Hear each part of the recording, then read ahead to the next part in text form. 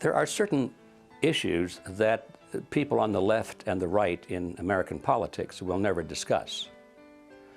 And the reason they won't discuss them is because they agree mutually. The Democrats and the Republicans agree on something, so they don't want to talk about it in public debate because it reveals the fact that they're basically the same. They only talk about things on which they disagree.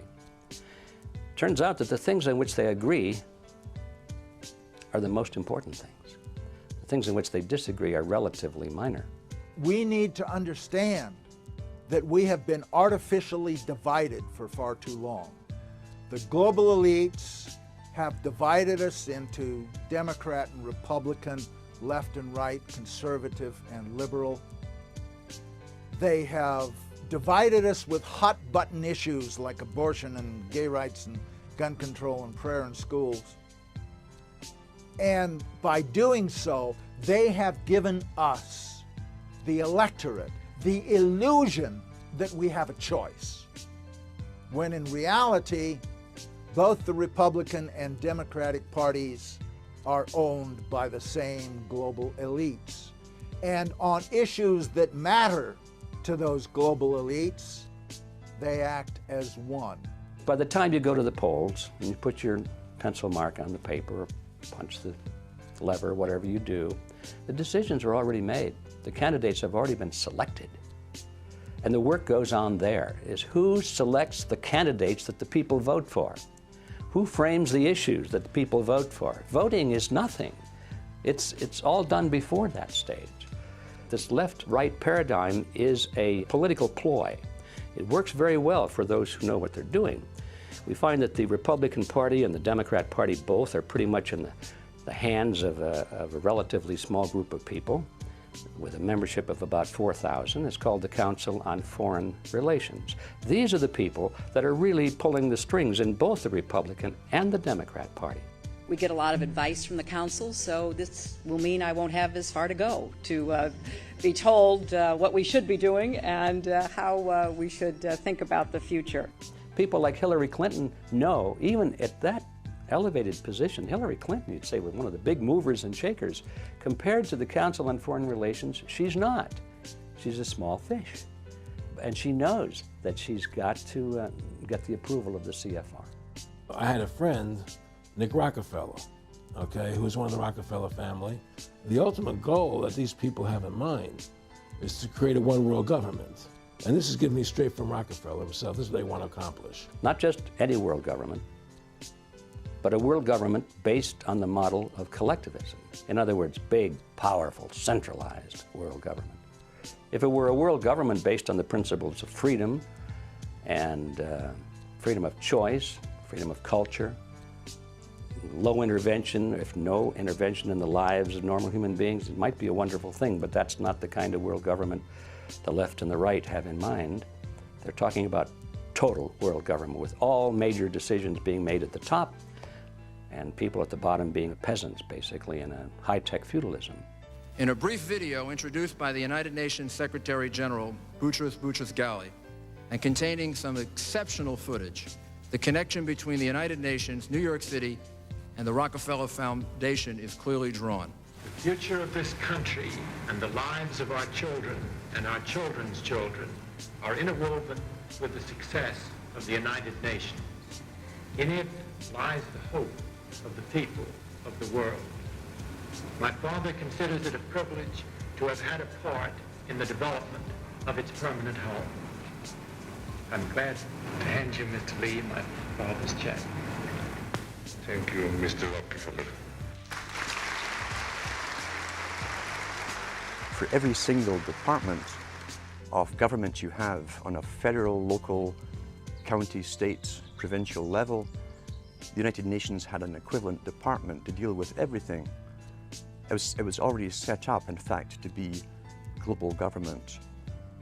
H.G. Wells said at the League of Nations, which was the embryo for the United Nations, he said, this is the nucleus of the world governments, when eventually all laws will come from there, be passed and signed into law by treaty of all the member countries. Eventually, we won't even have to go through the farce, and that's what it is, of voting in parties or candidates, because in the latter part of the 20th century and now into the 21st century, we're being trained, rather obviously, to simply accept rule by experts, rule by scientists, rule by professionals, and that's what they mean when they call governance.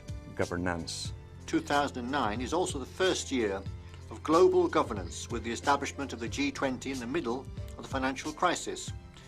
The climate conference in Copenhagen is another step towards the global management of our planet.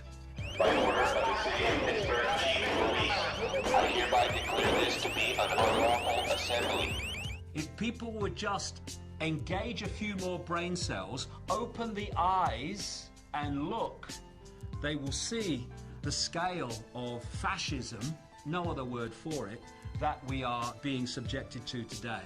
I remember we had an FBI consultant on the picture telling me that they can use your ADT security box microphone to get your stuff that's going on in your house, or OnStar, they could shut your ar down. And he told me that 1 in 5 phone calls that you make are recorded and logged. And I laughed at him, and then he played back a phone conversation I'd had 2 years prior to joining the picture, the FBI consultant. And it was like one of those phone calls, it was like, you know, what are you wearing type of things. Really? Yeah, so it was mad weird. Wait, so you mean they had a record of you from 2 years prior to me joining the picture. Even being associated with the movie? With the movie.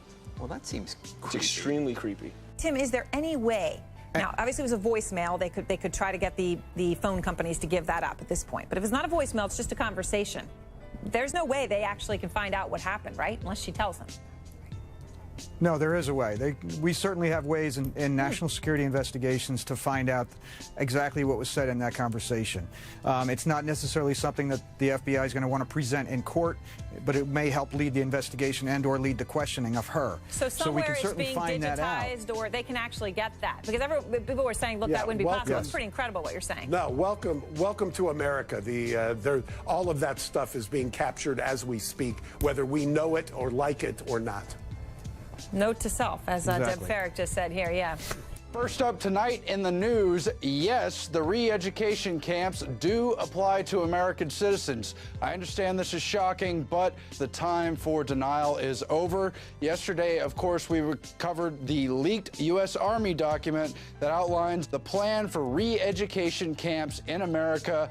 I can't believe it either, but yes, they do use the word re-education, and they repeatedly refer to operations inside U.S. territory. Paul Watson has highlighted all the quotes about how the psychological operations officers are going to be brainwashing people in the camps, determining who needs to be indoctrinated, and on, all part of this Department of Defense document for internment and resettlement specialists. So it refers to in the document DCs, that's displaced citizens or civilian internees.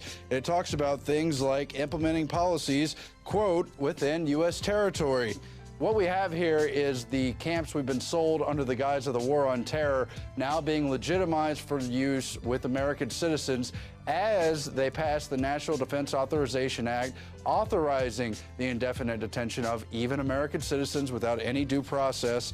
This is a slippery slide into tyranny, and these detainment camps are, of course, the end of the road for anything we can consider to be freedom. It's based on North Korean models, Soviet Gulag models, Nazi concentration camp models, and more, and they're really looking to bring it here. I have 2 words for you: predator drones. You will never see it coming. All collectivist systems eventually deteriorate into a police state because it's the only way you can hold it together. My friendship with Nick Rockefeller was one where we expressed ideas to each other and thoughts and philosophies, and he wanted me to become part of what they were doing and for me to become a member of the CFR. And I used to say to him, what's the point of all this? You have all the money in the world you need. You have all the power you need. What's the point? You know, what's the end goal? And he said the end goal is to get everybody chipped, to control the whole society, to have the elite people controlling the world. They talked about Pat running for president, and if he did that, I would be very supportive. But he'd have to shake a label that gets assigned to people like Pat who run for the presidency, and that is that he's a tool of the rich. I personally like that very much. My father told me that's the way the system is meant to work.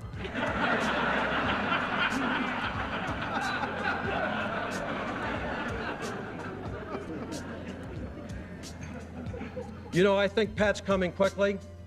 Soon, I think he's going to be in a position for the Trilateral Commission. And if he shows promise beyond that, there's Bilderberg. World control, Pat. Settle for nothing else. At the top of this conspiracy are a handful of ultra-wealthy multi-billionaires in the world.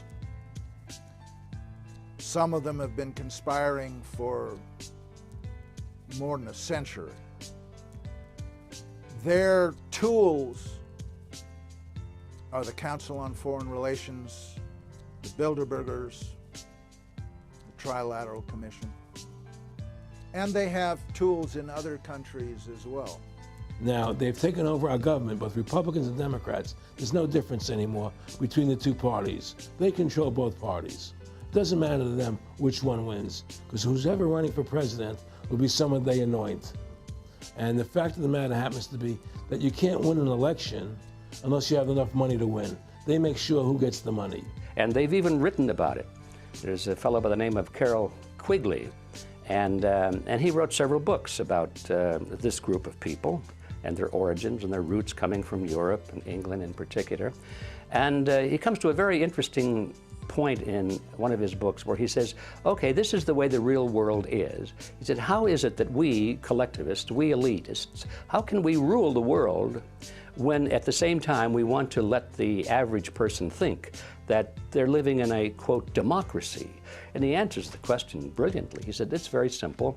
You've got to have two major political parties, and they'll both have the same major goals, the same basic fundamental principles, and they'll argue with each other on the surface with slogans and leadership and style and all of that sort of thing. He said, but we will control them both. There's the strategy. There's the whole scam behind this left-right paradigm.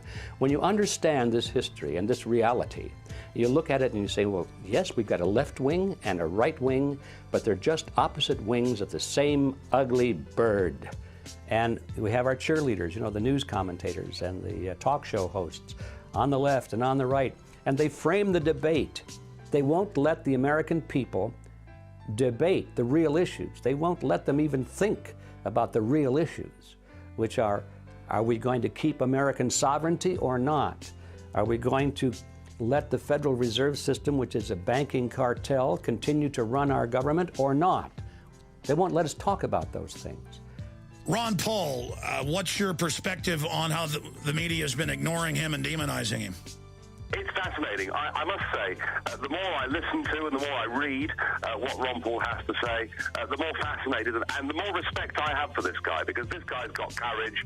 He understands that people want to be set free from big government, and he's not, you know, he's not scared of taking on any issue at all. And you know, I watch him. There was one of the primaries the other day where Ron Paul got 27%, an amazing figure, and yet the BBC virtually refuse to even admit the fact that he's actually contesting the race. And I understand that many conventional parts of the US media have been the same. And by the way, this pretending Ron Paul doesn't exist for some reason has been going on for weeks. A new Gallup survey showing Rick Perry running second to Mitt Romney, knocking down Iowa favorite Michelle Bachmann to fourth. Behind who? Fourth behind who? How did Libertarian Ron Paul become the 13th floor in a hotel? And it's kind of, you get a Ron Paul figure that comes along and challenges basic assumptions. And perhaps, to some extent, I've tried to do some of the same things over on this side of the Atlantic. And it's like a media blackout. That tells you there's the evidence that it's controlled. The owners of this country are the voters of this country. You're wrong about that, my friend. Aren't the owners of this country the voters in this country who elected George Bush? No, they're not. Listen, politics, these elections are a charade. It is a charade. Oh, okay. It is, they are meant to, well, I'll tell you, listen, just listen for a minute. Learn a little something. The elections and politicians are in place in order to give Americans the illusion that they have freedom of choice. You don't really have choice in this country. This is not a party issue. This is not a left-right issue. The question is not, should we have big government or little government? The question is, who should government serve? And it should serve the people. And it hasn't been doing it, and it still isn't doing it. And changing from Republican to Democrat or Democrat to Republican is not going to change that. So that's the problem. As long as we depend on the phony wrestlers and depend upon their well-paid cheerleaders in the media to keep us focused on secondary issues, we're never going to get out of this mess.